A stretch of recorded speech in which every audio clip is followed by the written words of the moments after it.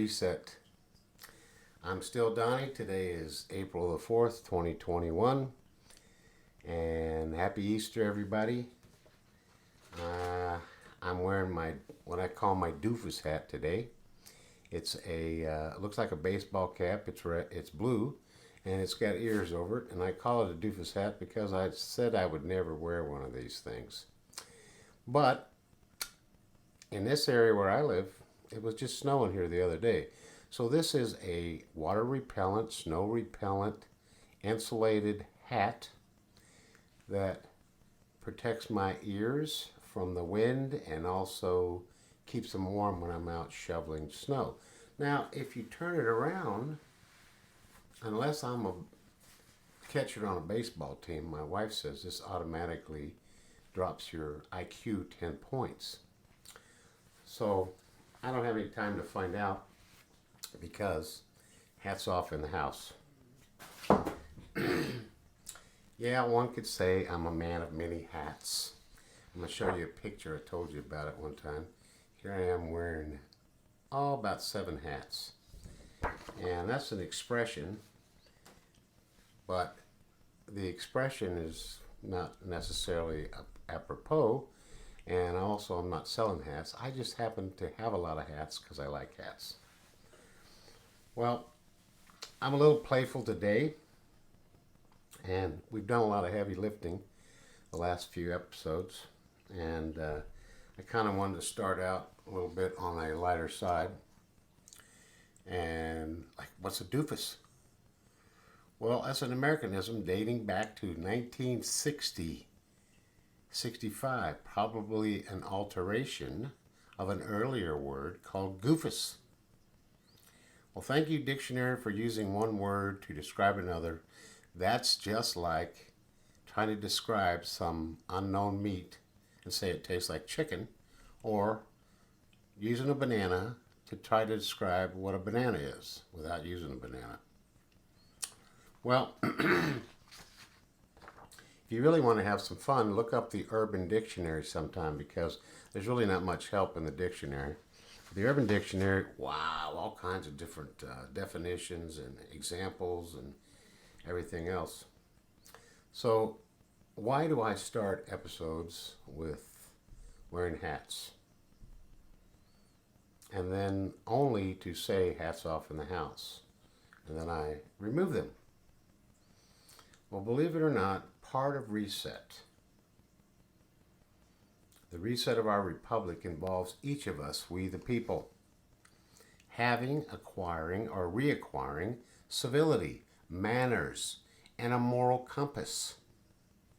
We need to do the right things, not what's popular or trendy or what feels good, but we need to learn or relearn to do the right thing just because it's the right thing to do.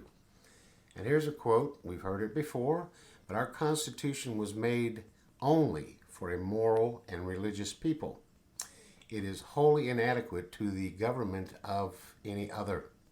John Adams. Call this the moral compass of spiritual people. According to the Bible in Romans 12, the only religious service God's people are required to do is to present themselves a living sacrifice, not a dead one, and not to be conformed to this world, but transformed by the renewing of their mind, that we may prove what is that good and acceptable and perfect will of God. Well, hats off in the house is just a little thing.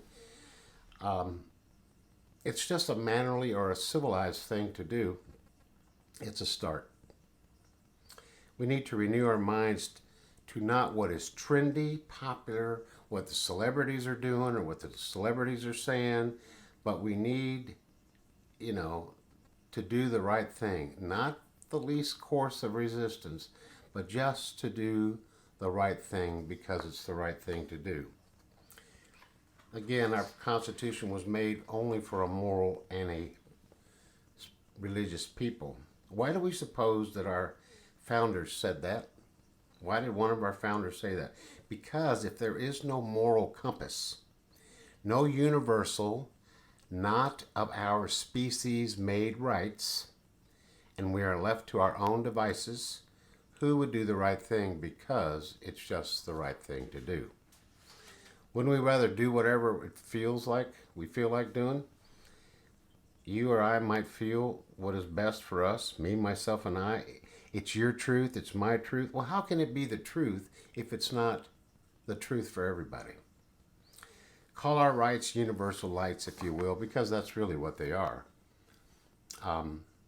They are the rights of all people, all over the world. The only difference between the United States and everybody else is that we put it in writing. Whether active or inactive, our republic, based on our Constitution, is not the first or the oldest republic in the world, but it's the longest one to have survived for now about 221 years. Is there any wonder why people from all over the world want to come here? They yearn, they desire fervently what we have, most of the time taken for granted of, or we don't even realize what we've got. So therein lies not only our right to reset this republic, but our responsibility to do it all as well. Not only for you and I, but for our families and our friends and the people we may never know, but the people from all over the world. It has been said, as the USA goes, so goes the world. So from episode 6, it is possible and perceived that we were overwhelmed by all the stuff that's going on, all the stuff that has happened since 1863 and continues to happen. And now I want to add more weight to that weakened state by saying we need to be responsible. Yes, that's exactly what I'm saying. And not just for ourselves, but for the entire planet. Well, what about that quote from last time? Power corrupts, and absolute power corrupts absolutely. John Emmerich, Edward Dalbert Acton. And there and here is where strength in numbers comes in. Here's where the word united matters. Here's where having a moral compass comes to bear. And the exercise of right and doing the right thing applies because it is the right thing to do. If I want to be free, then let it be, like it all depends on me. Hats off in the house. Okay? That's my quote, if you want to quote something. Let's recap from the last episode and where we are today. But first, I want to make a correction. Last time in episode 6, I mentioned there were 53 titles in the U.S. Code, which is correct. And I said that there's a mere 4,500 plus words in our Constitution, actually 4,583, including the signatures. And that there were 7 times more words in the Bible in the U.S. Code. Well, what was incorrect was that's just talking about one of the titles. And that title happened to be the IRS code. So if you take 53 and multiply it out to approximately 12 to 1,400 pages per every one of those titles, man, that's just incredible. And that is what our government is running by. Our little old Constitution is way in the background someplace. The Declaration doesn't even exist anymore anywhere. It's just a relic and a little piece of history. They do not understand that there would not be a Constitution if there were not the Declaration of Independence, because therein it says that we are endowed by our Creator with certain unalienable rights, that among these are life, liberty, and the pursuit of happiness. The entire Constitution is designed to limit the government from interfering with those rights and to protect, preserve, and defend those rights. That's their purpose. That's it. Well, I mentioned a lot of different things last time. There's even more detail available, and if you did not find it or you did not look at it, you still can. You can find the entire Word document that was probably going to be in my new book, Apple of Gold, in a picture of silver whenever that becomes available. But if you haven't downloaded, it's a free PDF file, and you can either go to two different sources. You can see this if you read the PDF file, but I'll tell you one where you can find it. It's www or https://www.resetbook.com/podcastarchives.htm, and there you will find it for episode 6. And the other one is the call to reset .wordpress.com for today's or the episode 6 date. Last time in episode 6 we concluded with 4 things we need to know and understand.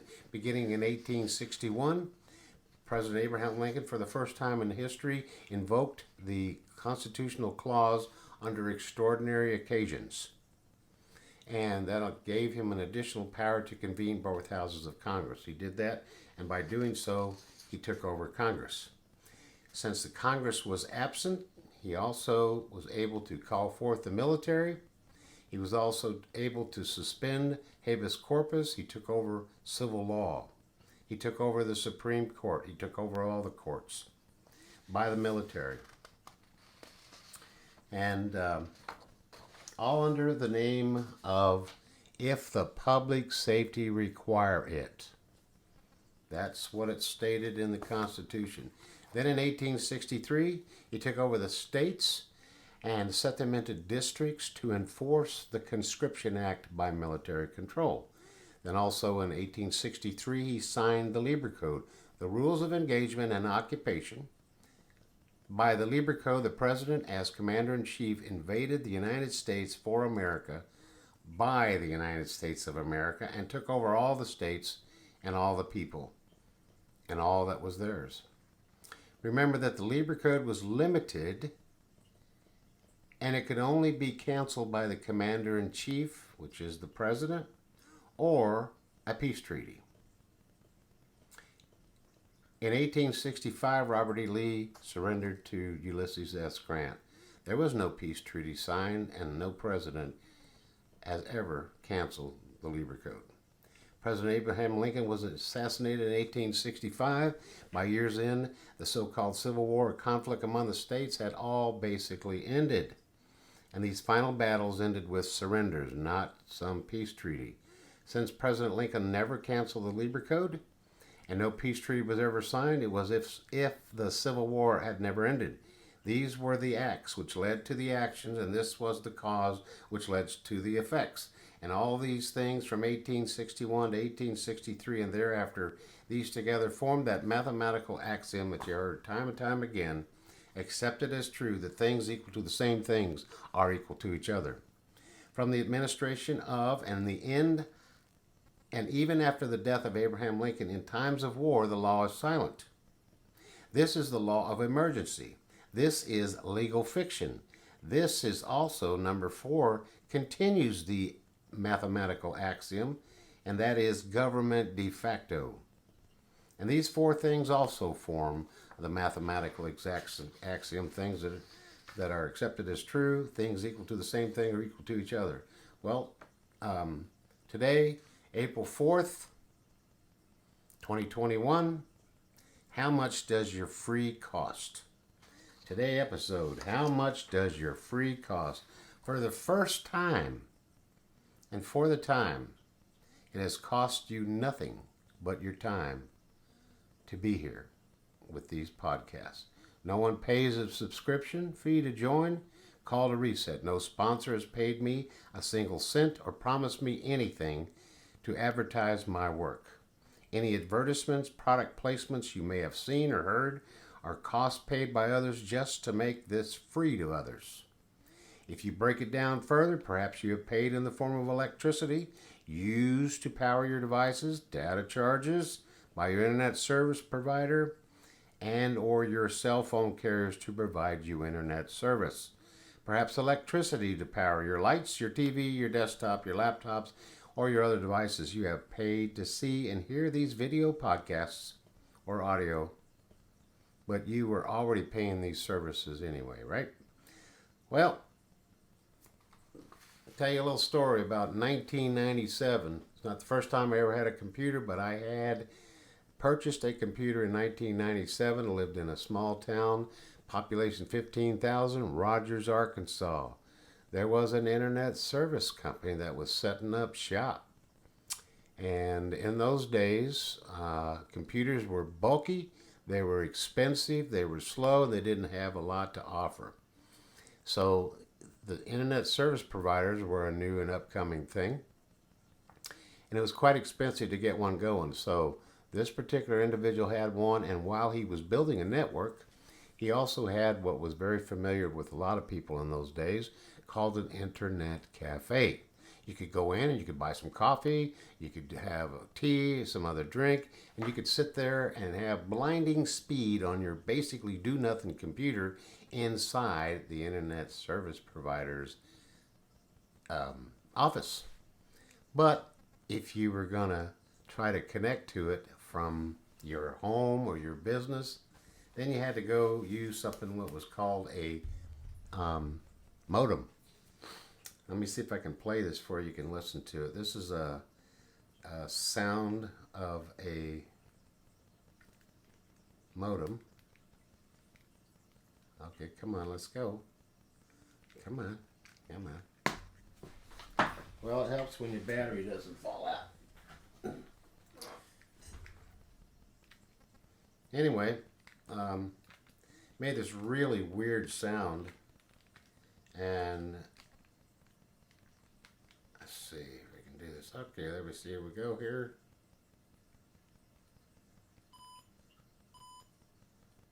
Index. Ready to go. Let's see here.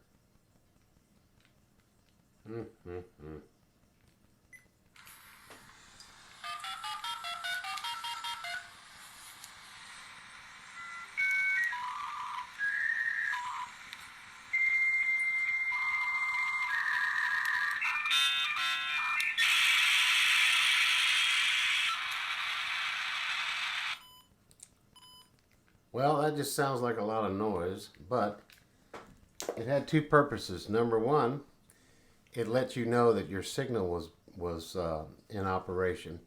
And number two, what was actually really happening, it was your phone, by way of your computer or the modem, operating your computer, calling another phone, which was inside your internet service provider, and then that computer was talking to your computer.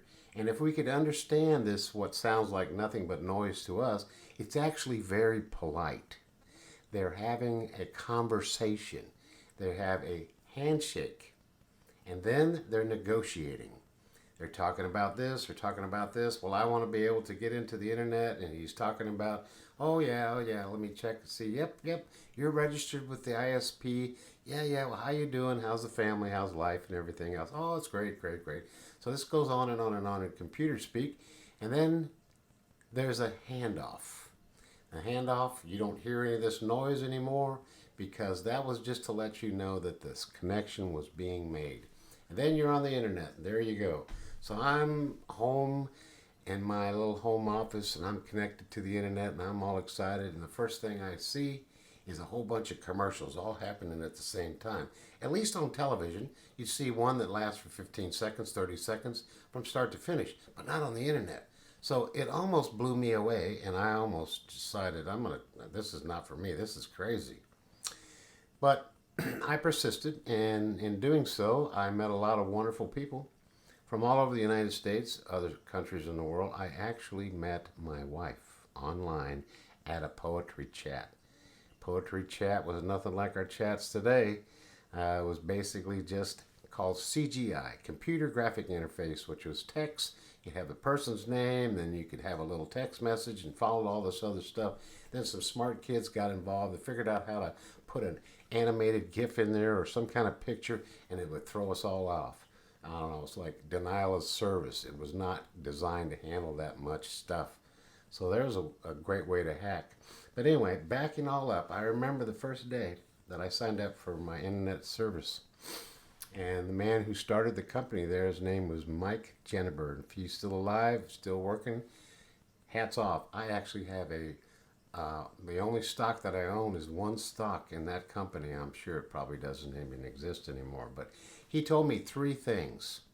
He said, number one, there is no such thing as free on the internet. Number two, there's no such thing as security on the internet. And number three, you can always find what you're looking for on the internet. Just make sure you're looking for what you find.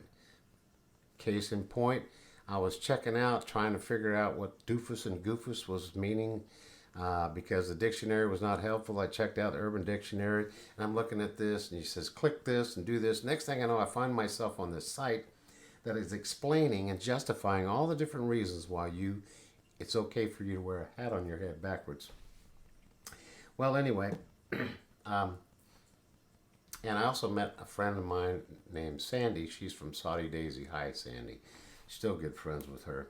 So that was quite a few years ago, and also met a poet that had been making his living since he was 12 years of age in Norway. Norway and the European countries used to support the arts, but he hated writing poetry, and we used to have discussions all the time. But anyway,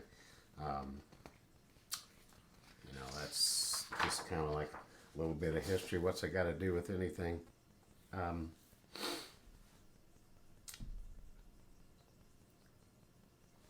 Our technology was cool even back then. I mean, they had 14 different, that's what I counted one time, 14 different 14 different search engines. Google was still there. That's when they had a name, Do No Evil. And that was their motto, Do No Evil. Good old Google. So 14 different search engines, and but because I persisted, I got a lot of stuff out of it. And like I said, I met my wife. All three of those things still apply today. You know, there's no such thing as free on the internet. One way or the other, you're going to pay for it. One way or another, you're going to pay for it. You're paying for this, to listen to this podcast in your time, or one way or another, you're paying for it. So the thing is to pay for what you want instead of somebody telling you what you should be paying for. And that realizing that, with everything, somebody's paying for it. It's either you or somebody else. So make the choice for what you want to be looking at. And internet, security on the internet, I thought that was amazing, because from there, the biggest thing in college there for a while was cyber security. And then, identity, people taking your identity, and you had to get antivirus software and virtual private networks. But as good as these things are, they were designed by people. And you deconstruct them or re-engineer them, and you can always find loopholes. That's just the way things are, so they're only as good as the people that designed them. Well, we have a government, and we are the only ones that can reset it. At least so far it's been hinted at. We are tired. We're tired, and yet we still have more to do. We have the responsibility to do it. Besides just being tired, we got to build ourselves up. There are just only about 4,543 words, including the signatures, in our Constitution, and it contains 7,590 words, including the 27 amendments, or about 15 plus pages. Single-spaced with about 500 words per page. Compare this to the 53 titles of the U.S. Code, with 35 of those, each having about 1,200 to 1,400 pages. Remember these? It will be of little avail to the people that the laws are made by men of their own choice, if the laws be so voluminous that they cannot be read, or so incoherent that they cannot be understood, if they be repealed or revised before they are promulgated, or undergo such incessant changes that no man or woman who knows what the law is today can guess what it's going to be tomorrow. Well, that's where we are right now. We need to reset our republic. In 1776, only about 13% of the population ever fought in the American Revolution. 13% in 13 colonies. I mean, and who were they? They were farmers. Many of them were addicts, addicted to drugs or some type of alcohol. They were, few of them were military trained, had very little experience, most of them. They were blacks, slaves. Yep. That's who George Washington had in the Continental Army, you know. And many times they didn't have equipment. They didn't have the things they needed. If they had a gun, it was cobbling together something from the ground from somebody else's, put this together, and many times they'd just pick up the thing and fire it, and it could blow up in their face. So they relied upon something else. They relied upon a vision. They relied upon a hope. They relied upon these rights that they believed that all men and women were endowed by their Creator with, such as life, liberty, and the pursuit of happiness. So, 13% of the population affected the independence that became those 13 first states. Well, today in the United States of America, there's that was about a population of about 2.5 million total. So about 13% of the population fought there. Many times they were fighting against their own family and friends and neighbors that either for fear or loyalty to Britain, you know, they became enemies. So today in the United States, there are about 320 million people. 200 million were eligible to vote. About 150 million voted last election, November 3rd, 2020. When we discover how powerful each of us are, I believe that one individual, one citizen of the United States, that it would be possible for that one person to reset our republic. I think it's possible that 13 citizens of the 13 original states could reset our republic. If we follow the amendment process in our Constitution, 3/4 of the states are required to ratify an amendment to the Constitution. That's equal to about 38 states. So if 38 people could, from each one, you know, from 38 different states, would all be together and they could reset our republic. 50 people, each one from the states, and I'm not saying anything derogatory about our territories and our friends there, but this has to be done by citizens of a state, which will affect all the other territories, Guam, U.S. Virgin Islands, and anybody else that I forgot because I can't remember them right offhand, but you're still part of us. Anyway, for numbers' sake, 13% of the population, I'm looking for 50 million people to reset this republic, our republic. Numbers, it's a numbers game. We need to have the voice that's heard, powerful enough, strong enough, it cannot be denied, and we're going to reset our republic. Believe it or not, there's about 6 or 7 states that don't even have 1 million people population. And then there's about 8 states that have less than 2 million. But if you took 13% of the population, I'm figuring if it was good enough for 1776, it's good enough for the present. But if you took 13% of the population, it will turn out to be about 50 million people. And this is without bullets, without guns. This is without violence. This is without, protest, all this stuff. It's our right and our responsibility to reset our republic. This is not a revolution. It is not an invasion. It's not anarchy. It's not an insurrection. This is a reset. This is not a new political party. I am not running for some political office. I'm doing here what I do, and I need you to help me. Help you. Help everybody else. You need to do your part. You need to be here. You need to want to reset our republic. Each of us needs to bring one, show one, teach one. Why we need to reset. Who has the power to reset and how to reset? In episode 6, I suggested that each of us need access to, or we need to acquire, a unabridged dictionary. We need to be on the same page, because I'm going to give you something else here in a minute, because you're going to need that to look up something. Now I'm suggesting that each of us need access to, or we need to acquire.